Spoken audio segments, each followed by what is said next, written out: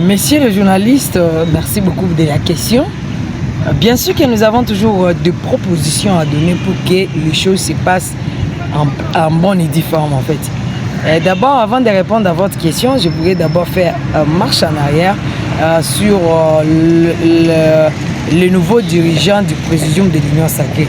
Tout en rappelant que nous sommes des conseillères, je suis conseillère élue des élections de 2023, du 20 décembre 2023, mais je n'ai jamais touché mes émoluments. Mais pourtant, je suis de l'Union Sacrée, je bâtis campagne pour le chef de l'État, et comme les autres, au même titre que les députés provinciaux et les députés nationaux, ainsi que les sénateurs qui ont été élus. Mais le présidium qui était là n'a pas pu plaider pour nous, les conseillers communaux, pour que nous puissions être payés. Mais nous voyons, on met encore en place un nouveau bureau. Je ne sais pas si on va appeler ceux qui vont gérer notre histoire de l'Union Sacrée. Et nous ne voyons même pas les conseillers communaux, un conseiller communal qui se retrouve aussi là-bas. Bon, alors moi je me demande si notre plateforme de l'Union Sacrée est toujours composée de députés nationaux ou bien c'est toute personne qui avait contribué à la réaction de notre autorité morale suprême qui est Félix Antoine Tshisekedi Tshilombo, qui est notre président de la République démocratique du Congo. Ça, c'était d'abord la première observation. Deuxième observation, je me demande si, et pour répondre maintenant à votre question, s'il n'y avait que 5 personnes au présidium de l'Union Sacrée, il y a eu beaucoup de temps pour que nous ayons le gouvernement soumis. Ça a pris vraiment suffisamment beaucoup de temps. Pourtant, nous n'avons que 4 ou 5 personnes qui siégeaient au présidium. Mais maintenant qu'on en a plus de 25, est-ce que vous et moi, nous croyons que la sortie de ces gouvernements nationaux, ça sera vite fait? Point d'interrogation. Parce que moi, je vois que le président va être buté à une difficulté du jeu qui sont tellement trop nombreux que maintenant, il faut au moins 26 rencontres au lieu de 4 ou 5 rencontres qu'on se faisait devant. Parce qu'auparavant, c'était Vital Kamerhe prend ses députés, il les réunit, vous voulez qui, papa, l'autre prend. Et c'est comme ça que même si on consultait d'autres couches, mais maintenant qu'il y en a plus de 26, moi ma question est de savoir comment nous allons passer aux consultations pour que l'Union Sacrée donne ses membres au gouvernement pour qu'ils puissent constituer le gouvernement national. Ça, c'est ce que la conseillère municipale élue de Lukonga dans la ville de Kananga se demande. Et en répondant à votre question, bien sûr qu'on a tous entendu cette sortie, vu la crise que notre pays traverse suite à la guerre qui nous est imposée par le Rwanda, qui opère sous couvert du M23, et le président a bien réfléchi de faire un gouvernement de l'Union nationale.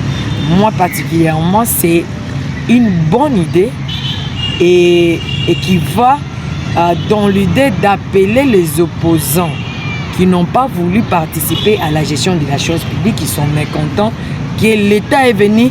Donc le président a dit autrement que l'État est venu, venez vous les mécontents, venons, construisons tous un pays uni, fort et prospère.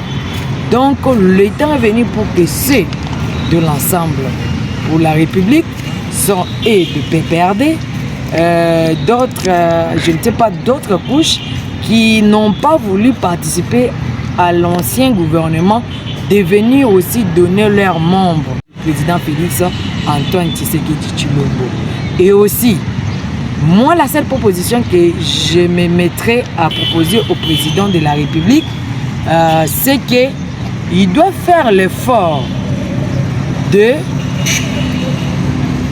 prendre que 26 ministres. 26 ministres seulement.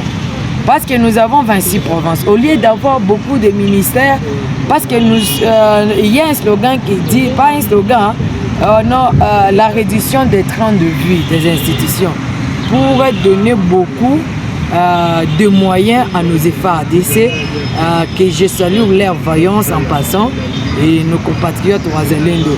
L'État est venu de nommer que 26 ministres, y compris le ministre d'État, le vice-ministre, le ministre d'État et deux ministres. Il faut que ça soit ainsi, dans l'idée que dans chaque province puisse être représentée au moins par un seul ministre. Et puis des sous-ministres doivent, donc des vice-ministres, doivent venir de provinces encore. Donc si par exemple on prend le budget, on donne au ministre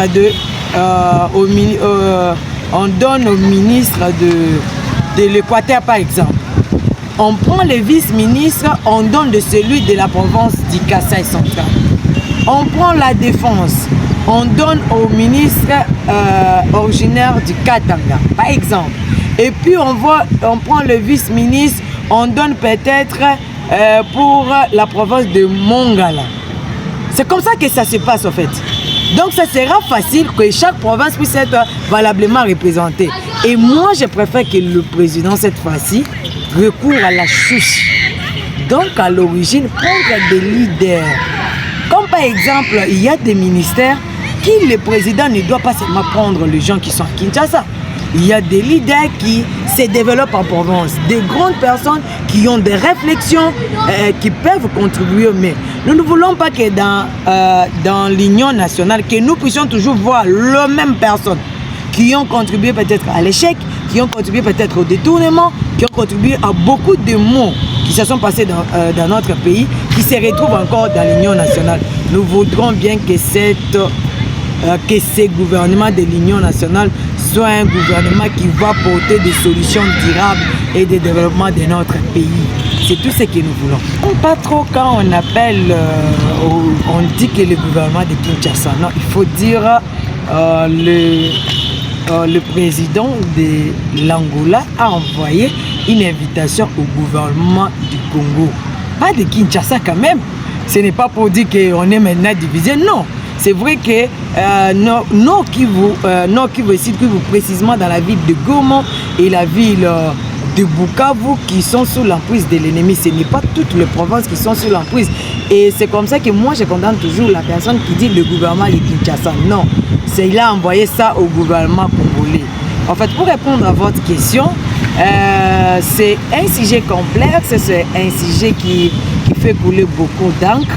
On émet nos points de vue avec beaucoup de réserves pour ne pas blesser les uns les autres, mais nous voulons bien que la paix revienne dans notre pays. Nous voudrons bien que nos frères qui se disent qu'ils sont nos frères le 1-23 puissent abandonner les armes, arrêter de tuer nos frères et sœurs qui sont à Goma, de se retirer. Peu importe ce qu'ils appellent des consultations ou bien des dialogues, mais nous voulions bien que ces dialogues ne puissent pas aboutir à la balkanisation. Nous ne voulons pas que ces dialogues puissent aboutir à la division de notre pays ou bien à la division des tribunes qui ce soit. Nous voudrons bien que ces dialogues puissent apporter la paix durable, parce que nous savons très bien que cette guerre a duré plus longtemps, plus de 3 décennies. Donc je n'étais pas encore né, mais ça existait.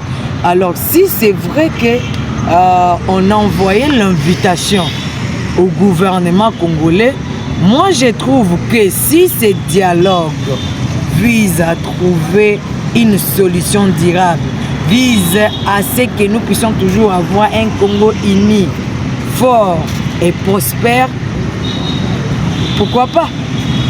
Mais pas dans l'idée de nous diviser. Parce que moi, je ne voudrais pas acheter un passeport, avoir un passeport pour aller à Goma. Je ne voulais pas avoir un passeport pour aller au Katanga. Non, pas un passeport, je ne voulais pas avoir un visa pour aller à Goma, ni pour aller au Katanga, ni pour aller en Mbujimaï, ni pour aller dans une autre province de la RDC. Je veux bien rester une Congolaise, comme je me suis toujours dit quand je me retrouve partout ailleurs. Je me dis que je suis Congolaise, pas du Kasaï, pas de Goma, pas du Katanga, mais je suis congolaise parce que j'ai ce sang congolais qui coule à moi. J'ai cette affiliation de ce sol qui appartient à mes ancêtres, qui nous ont été légués par nos ancêtres. Beaucoup de gens sont morts pour ce pays, alors nous ne voulons pas être divisés, quoi qu'il en coûte, ou n'importe quel dialogue qui se fera. Tout ce que je préfère, que la paix règne, que nos frères et sœurs qui sont à l'est du pays vivent en paix, retrouvent leur dignité et des droits, et ça sera la meilleure des choses.